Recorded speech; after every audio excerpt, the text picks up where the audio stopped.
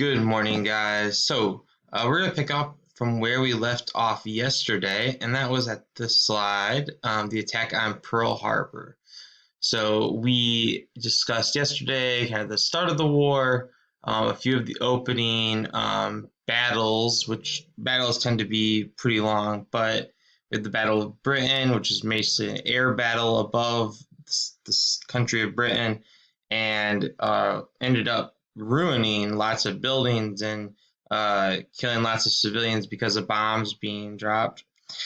We had the Battle of Dunkirk, which is where the British troops and French troops escaped from mainland Europe at the beaches of Dunkirk and got back to Britain safely.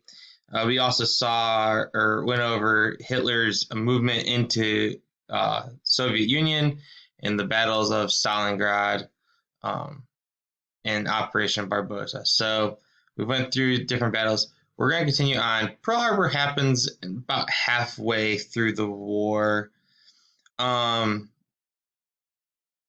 So it really gets the United States invested in the war because this happens right in our country, in Hawaii. And we're going to see a war with Japan and a war with Germany pretty much happening separately, but they're all both World War II. So let's get into it. So Pearl Harbor happens December 7th of 1941. It's probably a date that you should remember. Every year it's talked about on December 7th. It was really a shock to the United States when this happened. So but the Japanese surprised attacked on the U.S. in retaliation for cutting off their oil supply. So the United States knew that Japan was working with Germany. The United States, being an ally country unofficially, decides to cut off Japan's oil supply. Japan treats them as an ally and attacks them at their military base. 19 American ships were sunk or damaged in this attack, big Navy ships. And more than 2,300 Americans were killed. These were mostly military Americans. And this is a trigger event for the U.S. getting into the war. So it was a real shock to our pride and our nation. It makes everyone in the United States really, let's go get them type attitude, which is good for war because then you can have the support of the people. And so the day after the United States, Pearl Harbor happens, the United States declares war. And Franklin Delano Roosevelt, the president at the time, says yesterday, December 7th, 1941, a date which will live in infamy. All right, so let's discuss what's happening in Europe before we jump into the war with Japan. So at this point, the British and French have escaped the mainland of Europe, and Hitler ends up taking over most of that area. Switzerland, always going to be a neutral country, just keeps his land. Germany and Switzerland kind of make a pact that they're not going to take over Switzerland. Hitler also comes up and takes over Norway, which is on the coast of the ocean. And so what Hitler does is create what's called the Atlantic Wall all along the coastline. And this is to prevent the British from sending people over and getting into mainland Europe. So it traps them in the ocean, and they have to face this Atlantic Wall in order to break through. This occurs between 1942 and 1945. The wall wasn't just an imaginary thing. Hitler actually had giant defenses built along this coastline against invasion. And I'm going to show you a few pictures of that here. So you can see the ocean would be right over this way, and these giant missile-like launchers with concrete buildings built into the sides all throughout this coastline in order to blow up any ships that were coming through. Lookout places where you can put guns and shoot from. There's a big missile. You can see the kind of size of these things compared to a soldier. Some places he didn't have to do that because there was literally no place you could land. Like along this coastline, you had big mountainy cliffs. There's no reason to put fortifications up here because you can't bring a ship here and get people into this area. They have to go, oh, sorry, in through a beach. Some more pictures of the size. So now the United States has to focus on getting into mainland Europe if they want to defeat Hitler. And this is where Operation Overlord comes into play, also known as D-Day. So the United States, the UK, the French, the other allies plan this massive invasion of Europe. And they choose Dwight Eisenhower as their supreme allied commander. He's in charge of every allied force that is going into D-Day. After looking at all the locations on where to invade, they choose Normandy, France as the best location. Right? It's a big beach. That's where they're going to invade. All right, so that's what this looks like. So you can kind of see, here's mainland France. You have the Nazi military armies all along here. All right, there's this big beach. And then they're going to bring in their boats, their Navy ships, and their people like so. So you have the United States, you have England, the UK, you have Canada as part of this. And then there's different beaches and what they call it. So you have the Sword Beach, Juneau, Gold, Omaha, and Utah. So the invasion. You can look at, these are the ships that are being brought in on. People are going to be let off. It happens June 6th of 1944. The troops are going to land in France. They're going to break through this Atlantic wall. They're going to take down Germany. And they're going to push the German military back into Germany, essentially taking France back over.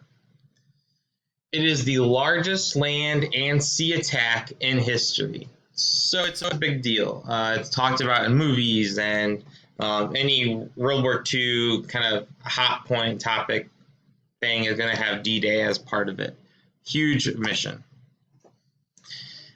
This invasion leads to the eventual liberation of Belgium, France, and Luxembourg. So it really pushes Hitler back into German territory and gets him out of France and mainland Europe's overall territory.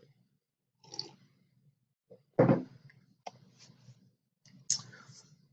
I'm going to post a few videos that'll show you kind of how they would reenact of what these battles were like. So you can watch those too. But they're going to dock here, unload their people, and storm the beaches of Normandy. It was a very bloody battle. I actually, growing up, had a neighbor that lived next to me who was in his 90s at the time, but actually fought in D-Day as one of the soldiers. So it was fascinating to hear the story. He didn't like to tell it often, though.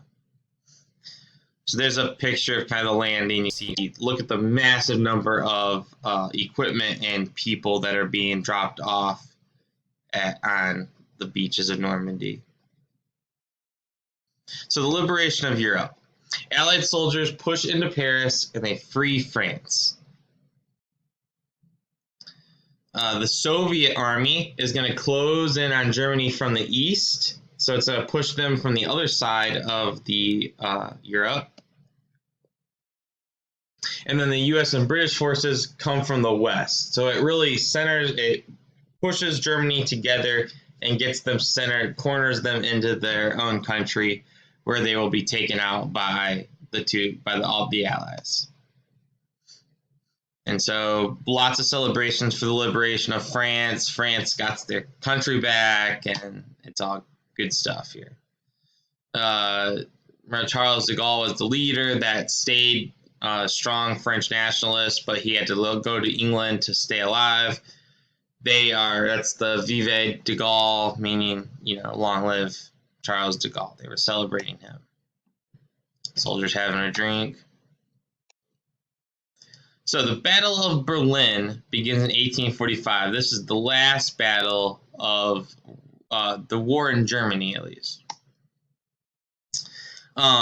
It's in the month of April that Hitler commits suicide, He knows that the war is over. He knows that he lost. He knows what would happen if he's captured. So he commits suicide. And after he commits suicide, the Nazi army doesn't have a leader that's going to step up in his place and take over because they were losing. And so Germany ends up having to surrender in May. You can see some pictures of the damage done after this war. So, moving over to Japan.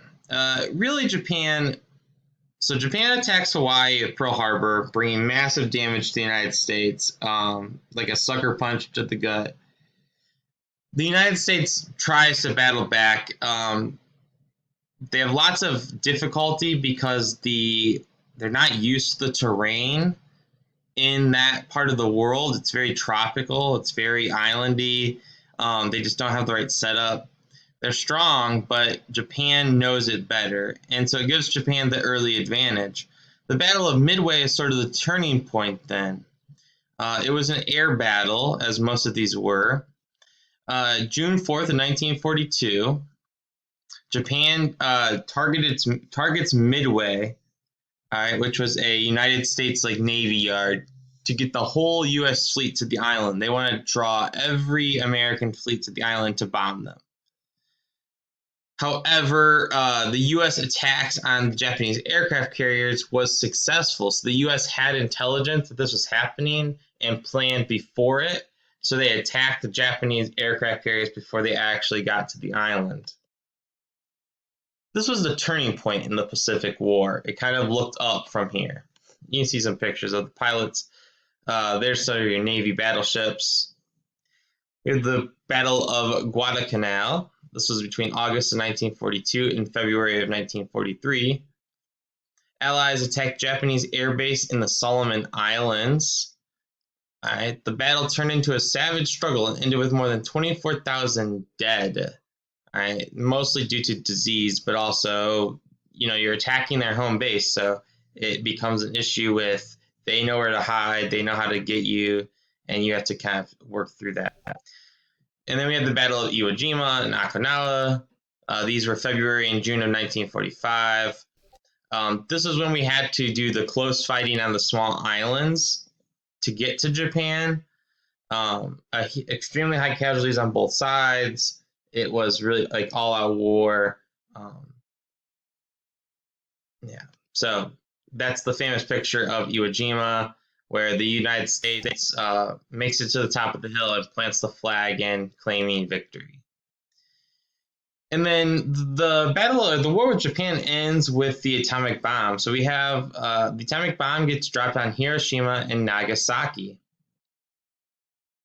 Between August 6th, the first one is dropped, and August 9th of 1945, the second one is dropped. President Truman informed that an invasion of Japan might cost him millions of lives, all right, invading their mainland country. And that because he had this technology, dropping the bomb was the quickest possible end to the war. The bombs killed approximately 140,000 Japanese civilians. The radiation fallout of these bombs killed a lot more. It led to Japanese surrender. So VJ Day was the Victory in Japan Day. You can see celebration in the streets, sailors kissing their girlfriends. This was the real end of World War II because Germany had already surrendered, and now Japan is defeated. The United States goes back home. Where we go from here, though, is the consequences of this atomic bomb. So we're going to spend some more time with these battles. This was a quick overview. But the ultimate goal of World War II is to learn about the bomb itself and what the bomb did that propelled the country into what we have now, which is this nuclear age. So I'm all done here. There'll be a quiz posted up that you can take, just going over the notes to make sure you watch them. Shouldn't be too hard. But yeah.